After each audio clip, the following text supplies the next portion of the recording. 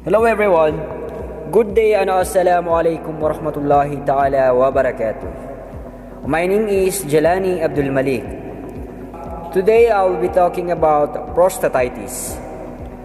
Prostatitis refers to a group of conditions that inflammation of the prostate gland or surrounding structures in men, which result in pain or discomfort around the pelvic and a variety of urinary symptoms.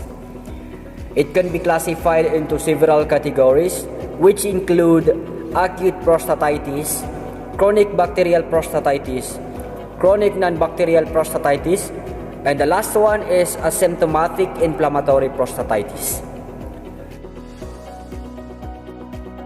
Prostatitis is very common with up to 2-10% of men affected at any time.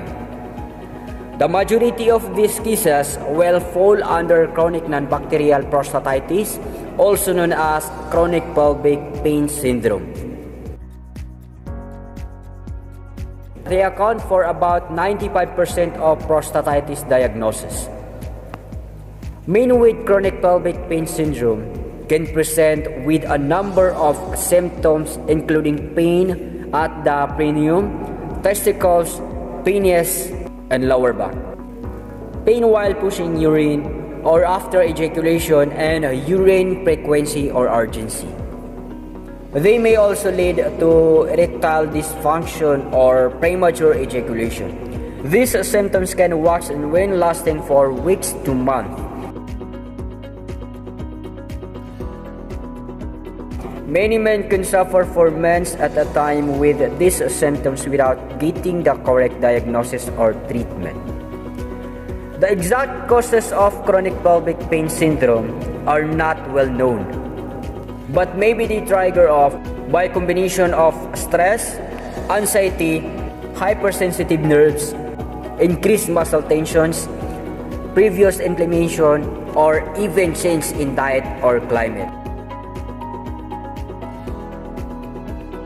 Treatment options for chronic prostatitis can vary depending on the underlying causes, but may include a combination of antibiotics, anti-inflammatory medication, and neuromodulators.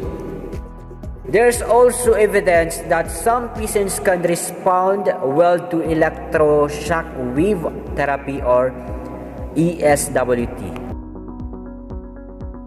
Common bacterial etiologic agents. Most of the urinary pathogens are also the causative agents of acute and chronic prostatitis. Escherichia coli predominates as a cause of culturable prostatitis. Escherichia coli is the most common isolate from urine cultures and is the causative agents in the majority. Approximately 50 to 90% of cases. Other common isolates include the species Proteus, Klebsiella, Enterobacter, Serratia, and Pseudomonas. Reservoirs and mode of transmission is infection spread through sexual contact can cause prostatitis. This is because these include chlamydia and gonorrhea. Sexually transmitted infections, STIs, are more likely to occur from certain sexual practices such as having anal sex without wearing a condom. Acute prostatitis is usually caused by the same bacteria that cause urinary tract infection, which is the UTIs or sexually transmitted disease, STDs. So the question is, how do you get prostatitis? So you can get prostatitis. Prostatitis can be caused by bacteria that leak into the prostate gland from the urinary tract. The most common bacterial cause and from direct extension or lymphatic spread from the rectum. It can also result for various sexually transmitted organisms such as Neisseria, gonorrhea, chlamydia trachomatis, or HIV. So that's all for today. So good day and assalamu alaikum warahmatullahi ta'ala wabarakatuh. My name is Jelani Abdul Malik. That's all and I thank you.